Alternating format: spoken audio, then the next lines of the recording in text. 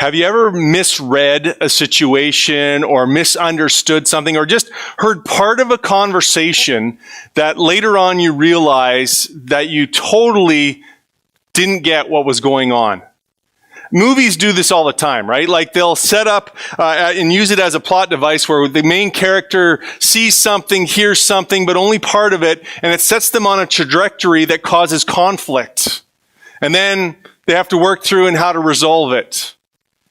Or sometimes we are just so blind to what's going on, we miss everything. I remember it was about a year after I had graduated high school. I was talking to a girl that I'd gone to high school for the entire, 5 years of high school.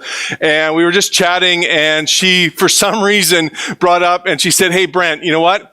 During high school, I totally had a crush on you for all 5 years." And I just looked at her and I was just totally clueless. I had no idea that she had liked me for all 5 years that we had gone to school together. I was totally blind to what was obvious to her. And I think we tend to go through life like that a lot. I think we tend to miss more than what we see sometimes. And so this morning I want to look at a passage in the Old Testament in 2 Kings chapter 6. And this is a story about where people don't see what is going on. And it's a story of conflict, it's a story of enemies, and yet at the same time it's a story of God's mercy and God's kindness breaking through.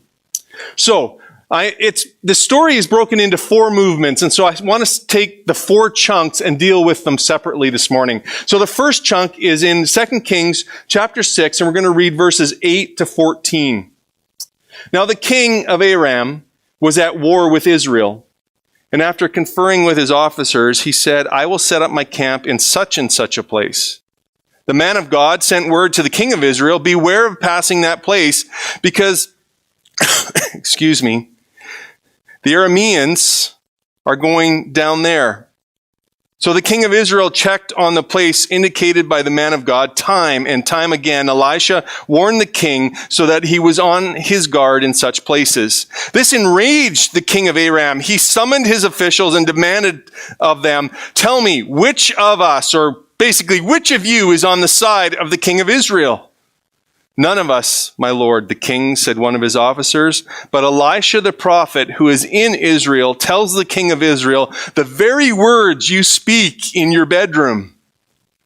"Go, find out where he is," the king ordered, "so I can send men and capture him." The report came back, "He is in Dothan."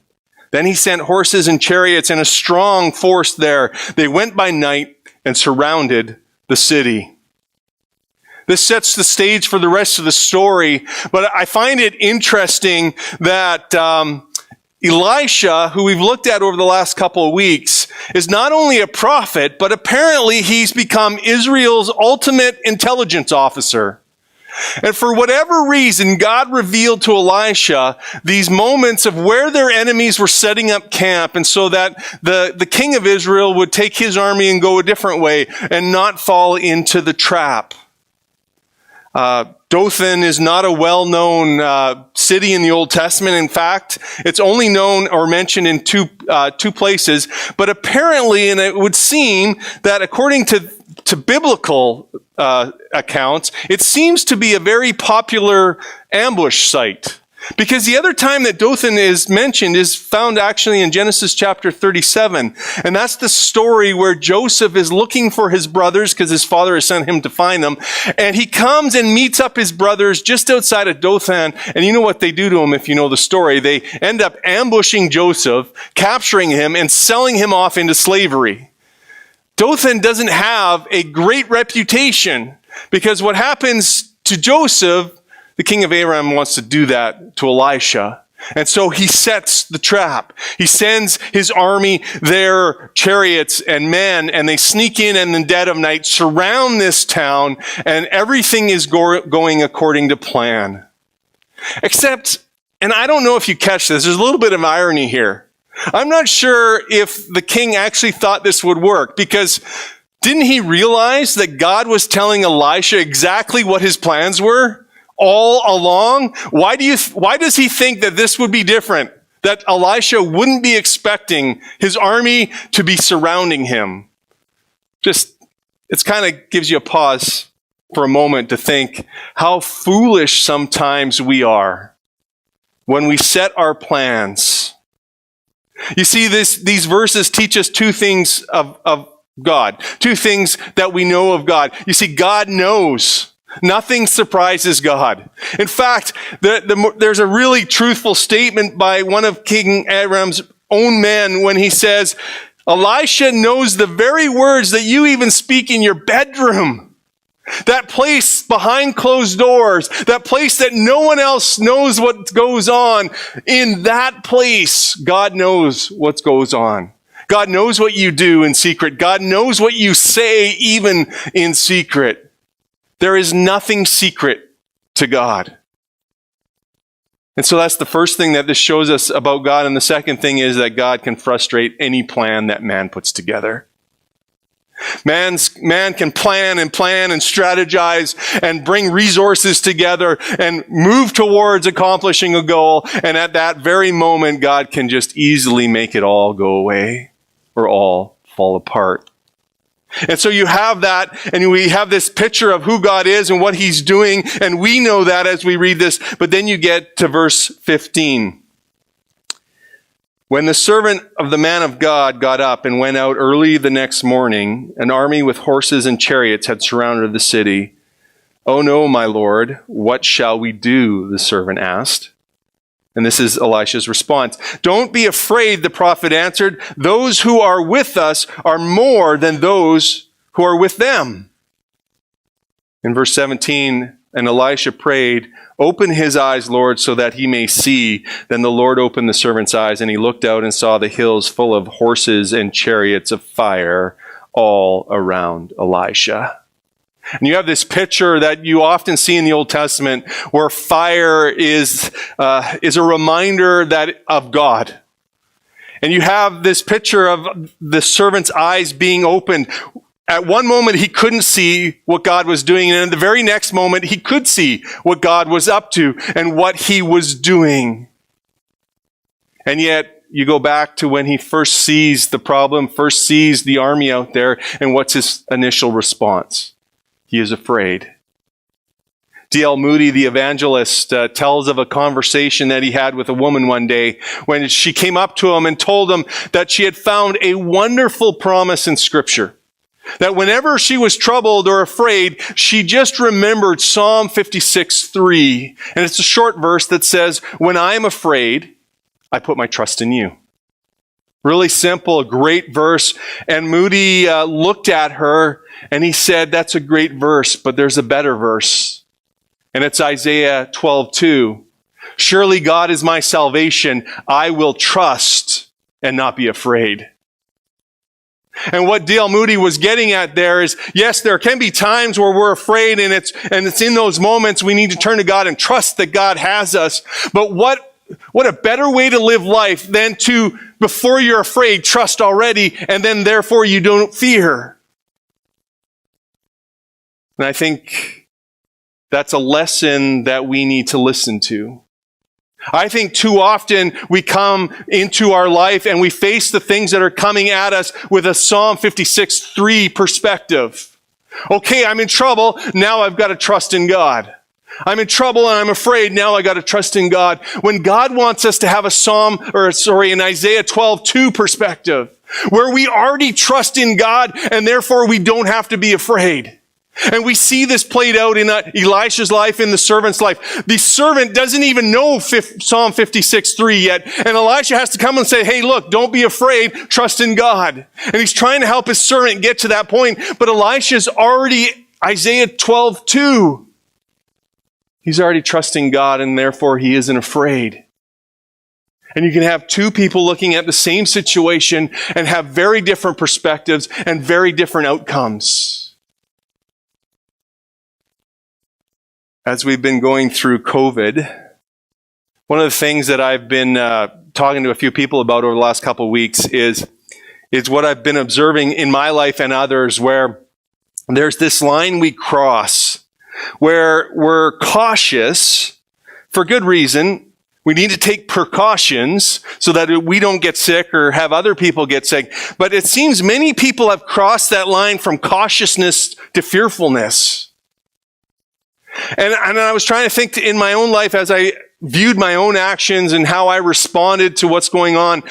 Are there moments when I am more fearful than cautious? When I cross that line and I move into fear?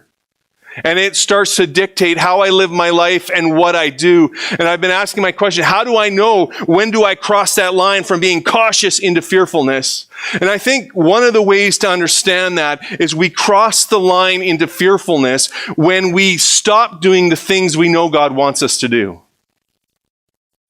And if we let the moment and the fear of the situation bring us to a place where we stop doing what God has called us to do, we have crossed that line from being cautious into that line of being fearful. You see, when Elisha talks to his servant and he says, look, you don't need to be afraid. God's got this.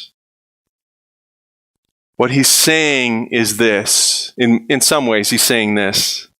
The world we live in is perfectly safe for those of us who place our faith in Jesus. For those of us who trust in God, even though the world may appear to be scary, and even though there may be things going on in the world that we don't like or impact us, the world really is a safe place for us who have put our faith in Jesus. That's what he's getting at here. In fact, what I think he's saying is what Jesus modeled in his life when Jesus is going through the Gospels and people are trying to kill him and people are getting angry at him and people are going to stone him and people want him to do things that Jesus is not ready to do. What was his common refrain? My hour has not yet come. And when he says that, what he's basically saying is, I don't have to fear what is before me because I know my job, my mission, the thing that God the Father has asked me to do is not finished yet. And so I have nothing to fear. I think sometimes as Christians, we need that perspective. Because too often we go through our life fearful or anxious about what is in front of us, not realizing in many ways that until the time of our death, until the time we are finished doing what God has called us to do, we're immortal in many ways. The Bible tells us that God has works for us to accomplish. He has plans for our life that he has written down. And until those moments are done, we're not leaving this earth. God is not surprised by our death. He knows when we're going to die. We don't. And yet on some level, this is calling us to approach life like Elisha approached life, not to fear what's before us, to tackle it and do the things that God is calling us to do, and not live in fear, because until that moment when we are finished everything that God has called us to do, we will continue living. We have nothing to fear. And Elisha comes along and he prays for his servant and he says, okay, God, please open his eyes. And his eyes are opened in that moment. And that servant realizes that when there is you plus God, it is always more than whatever you're facing. You plus God beats anything. And for some of you listening and watching this morning, maybe this is as far as you need to go with this message. You just need to have this encouragement that when you are in God, nothing can defeat you. And whatever you're facing, even though you can't see God in this moment, you just need to hear that you plus God is more than your problem. You plus God is more than what you're facing. You plus God beats everything. And in that moment, that servant is encouraged. In that moment, the servant is reminded that there is this tension between the physical world and what we see before our eyes and the spiritual world which we are so often blinded to. Dallas Willard, in his book, Life Without Lack, says this: part of the problem with our faith today is that we do not truly believe in the reality of the spiritual, either the good side or the evil side. He goes on to say this: in our world, people maintain their sense of respectability by rejecting everything except what they can see in the natural world. To accept that there is more than that threatens their self-identity as a proper, intelligent citizen of the modern world. But that perspective of the modern world is not the perspective of the Bible. You see, the servant's problem when he got up that morning and saw the army was that he was living by sight, not faith. And the Bible calls us to live not by sight, but by faith. New Testament points out that our struggle in this world, when we look at sickness or health issues or financial issues or just relationship issues, the New Testament reminds us that our struggle is not against flesh and blood, but against the rulers, the powers of this dark world, the spiritual forces of evil. Very few of us find ourselves in a place where we're in a physical warfare, where we're combating someone physically. But Christians are constantly battling ideologies, social forces that are determined to undermine who God is and the way of life that He has set out in His Word. And whether it's humanism, secularism, consumerism, whatever isms you want to talk about, that put themselves up against God and His way for life, that is a battle that we have to face. And not only that battle, Peter reminds us in 1 Peter 2 that our sinful desires, the things that are in us, wage war with our very soul. And so we know the spiritual battle, even if we don't want to admit it. I don't know about you, but as I was reading this passage, and after reading through it a couple of times, a thought struck me. Elisha didn't have to show his servant the army. I mean, it wasn't the servant who the army was after. It wasn't the servant who had to go out and confront them later on in the story. It was Elisha who did that. But you see, Elisha takes the moment to show the servant the heavenly army, to show the servant why Elisha could walk into this situation full of trust in God, full of faith, and not afraid. He was building the faith of his servant in a small way, and his prayer to open his eyes helps the servant understand how Elisha can have faith in that moment. Fathers, this is an excellent example of what a good father does for their children. You see, one of our roles as a Christian father, a Christian parent, is to help build the faith of our children. And in many ways, it goes against much of the parenting philosophy of today, the helicopter parents. This type of parenting is the type of parenting that, one, allows the child into your life so that you share those moments that are hard for you, but you share why you can go through them and why you face them. You allow them to see your faith operating in that moment. You allow them to see why you trust God in those moments. But it's also then allowing your children to be put in situations where their faith gets built little by little by little. Because if you don't do that, then the moment when they're young adults or the moment when they're teenagers and they have to step out on faith on their own, if you have nothing built before that, chances are they're going to fall flat on their face. And I see this in Elisha building the faith of his servant. You see, this is a new servant. If you remember a couple of weeks ago in chapter 5, Elisha had a servant that he actually had to get rid of. And now we have a new servant. And so this new servant is just starting to get to know who Elisha is and what Elisha does and how does Elisha have this faith. Elisha comes along and invites him into his own faith to show him who God is and why he trusts God so much. The hardest moments in my parenting life has been when I have said goodbye to my children as they, move to another city or they get onto a plane to go to another country where I have no control over their safety. I have no control over what they do. And I have to trust that God will take care of them in that moment. And I will have to trust God that when they mess up or when they screw up, that He's got it. I can no longer cover for them. I can no longer be that stern voice into their life. I no longer have that ability. And I, in that moment, have to trust that God has them. The servant's eyes are opened, and in that moment, he realizes something. The heavenly armies are more than capable of handling the situation. They are. And yet, here's the crazy thing. Even though those resources are available, even though they're sitting there, that's not how God handles the situation. That's not how Elisha handles the situation. And so what happens after all this has been revealed to the servant? You know, if I were the servant, I'd be waiting, okay, God, come on, smite them, come down, take care of them all, kill them all.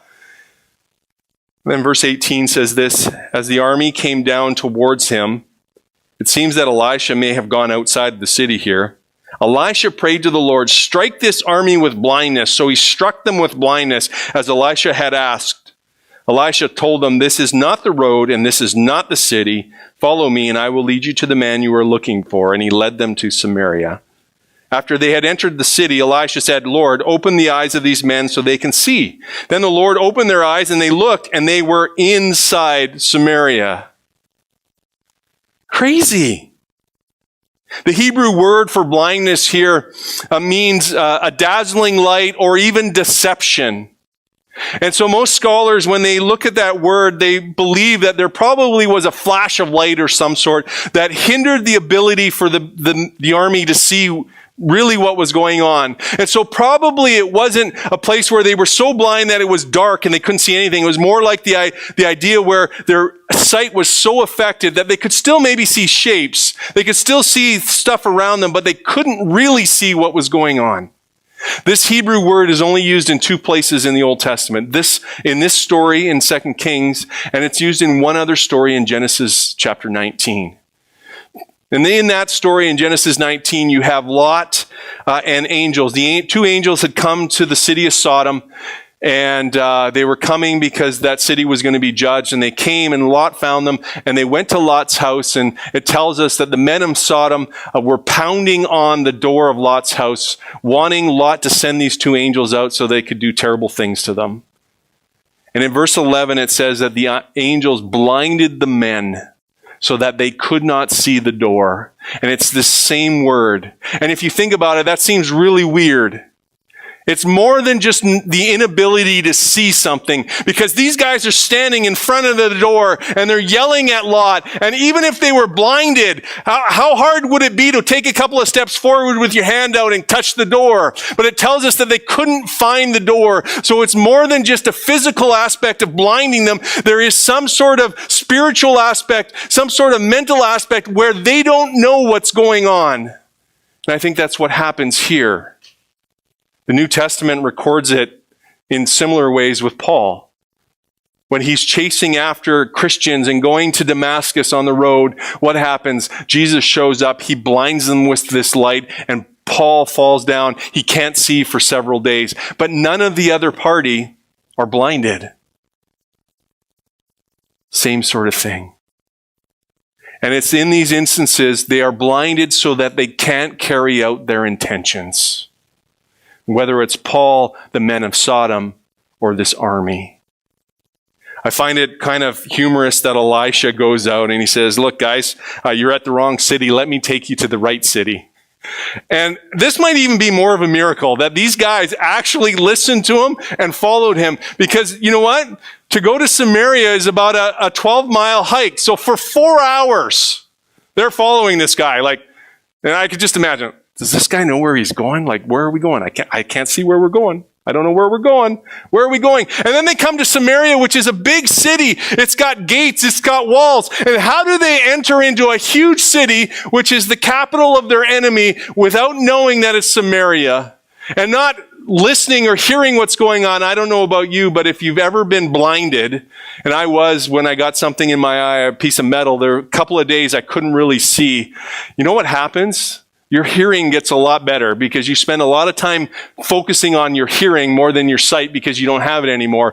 And you can hear things that you never thought you could hear, like people trying to sneak up on you or people opening things, and you know exactly what they're doing. And like these guys had 4 hours, they can still hear. They walk into the city and somehow they just don't know what's going on. And they find themselves in the city. The gates are probably closed behind them. They're in the city. They're in the square. The soldiers are surrounding them. And that's when Elisha prays and their eyes are open and they see that they're in really big trouble. And the irony of this whole section of verses is this. A whole army came to capture one man, and one man captured an entire army. You see, we can have our plans, and God can turn them on their head. And then you get to the last part of 2 Kings of this story. In verse 21, it says, when the king of Israel saw them, he asked Elisha, shall I kill them, my father? Shall I kill them? Do not kill them, he answered. Would you kill those you've captured with your own sword and bow? Set food and water before them so that they may eat and drink and then go back to their master. So he prepared a great feast for them, and after they had finished eating and drinking, he sent them away. And they returned to their master, so the bands from Aram stopped raiding Israel's territory. What would you do if you had your enemy in your grasp? What would you do if you had that person who's been harassing you, bullying you, making your life difficult, and you had the upper hand now? We all know our first response, right? Get even, put them in their place, get some revenge, get some justice, make sure they get their comeuppance. And the king is forced with a decision here, and there's Elisha, and really they have two choices. You either kill them with the sword, which is what the king was asking and seemed to be wanting, or you kill them with kindness, which is what Elisha proposed. Now, Elisha lives a long time before Jesus. And so he never heard Jesus' Sermon on the Mount, where in Matthew chapter 5, and verse 43 to 48, Jesus goes and starts talking about how do we treat our enemy, where he talks about how we're supposed to love our enemy. And in fact, we're supposed to pray for those who persecute us, not get even with them. But Elisha would have known Proverbs 25, verse 21 and verse 22. And this is what the Proverbs say. If your enemy is hungry, give him food to eat. If he is thirsty, give him water to drink. In doing this, you will heap burning coals on his head, and the Lord will reward you.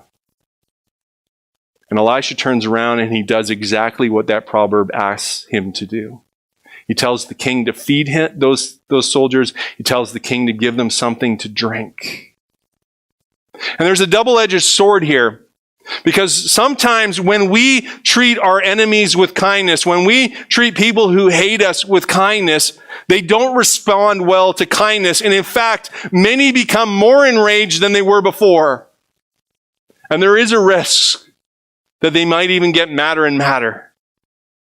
But there's also a chance that through your kindness, you turn their point of view, you turn their perspective. And you may turn them into something other than an enemy. You see, in this moment, Elisha turns prisoners into guests. I think this might be the first historical instance of catch and release. He caught them and then he released them, just like most fishermen do today. The king, to his credit, responds even beyond what Elisha suggested. It would seem that Elisha was asking them just for, some bread and water maybe. And yet the passage tells us that the king put on a great feast. He went above and beyond what they needed. He treated these prisoners, these guests, with generosity and kindness and mercy. And the resulting action because of that led to a ceasing of the hostilities between the two nations, at least for a while.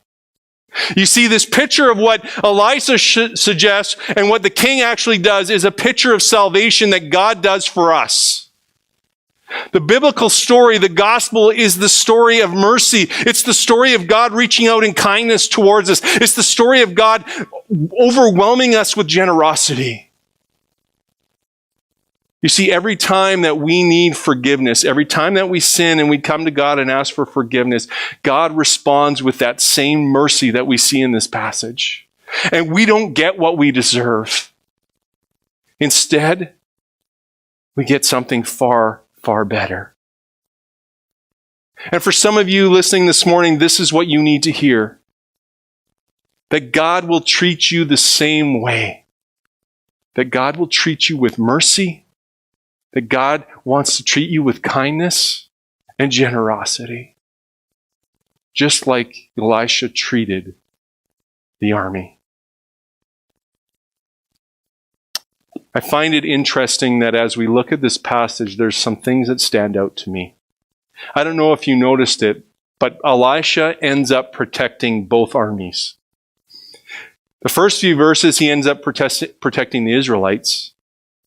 The last section of the story tells us that he protects the Arameans. And it reminds us that even in our political settings, even in our national settings, even when rulers want to hurt people, they can't trump God's sovereignty. And that God cares for both nations. We can get so wrapped up in our nationalism that we forget that God has created everyone. And that we are called to love everyone, regardless of their race or nationality or even their culture. Second thing that I notice in this passage is that God is reminding us that perception and understanding is important. And so often, we literally have our eyes closed as we go through life. And you see this first with Elisha, who knows what the king of Aram is planning. He has a perception that only God can give him, but he still has that perception and he knows what's going on. Second, then you see Elisha knowing that the heavenly army is there to protect him. And he's living in Isaiah 12:2 kind of perspective where he trusts God for his salvation and so he won't be afraid. And yet in that moment, he still has to step out and face the army. He doesn't hide behind the wall. He still has to go out and face the potential conflict or the potential threats. And then third, you see that Elisha seems to understand that when we treat people with mercy and kindness and generosity, the path that God wants us to go down when we treat people, it can bring about restoration, it can bring about peace. And so for some of you this morning, and you're in this situation with someone that you're battling with, are you willing to risk a Proverbs 25 response? And step out in kindness with them.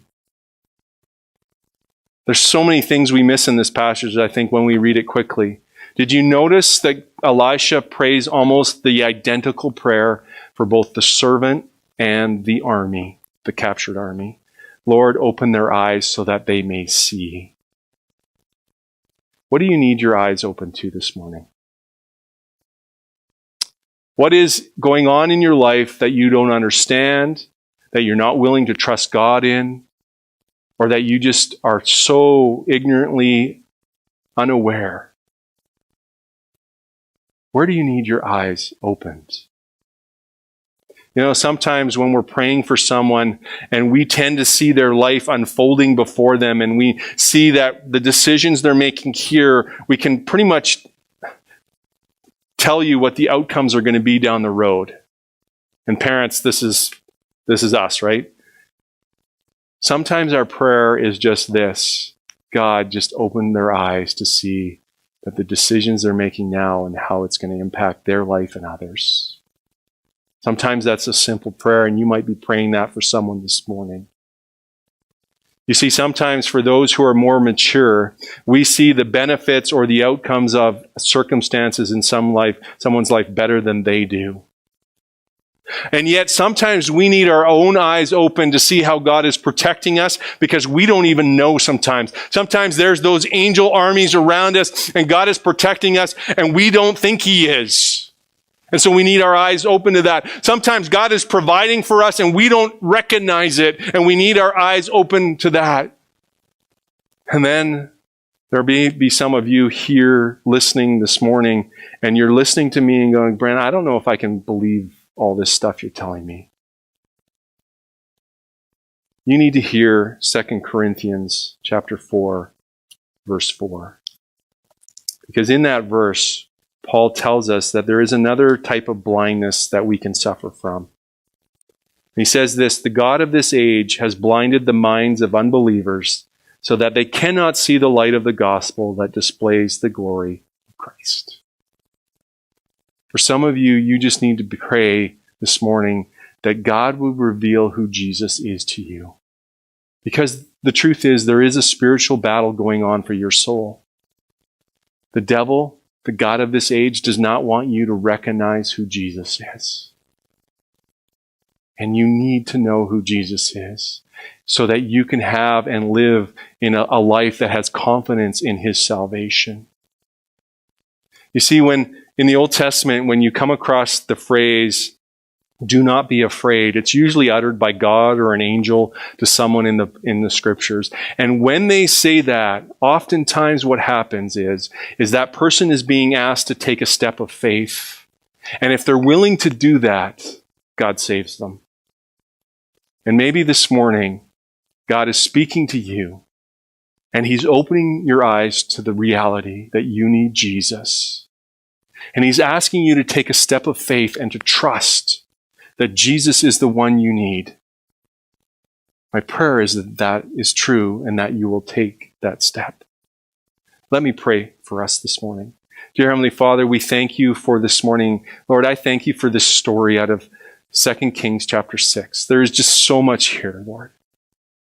Lord, I pray that you would open the eyes of all of us this morning, that we would see how you are working in our lives, how you are protecting, providing for us. Lord, though I do pray for those who the enemy has blinded, and they're listening now, right now, I pray that you would open their eyes so that they could see Jesus.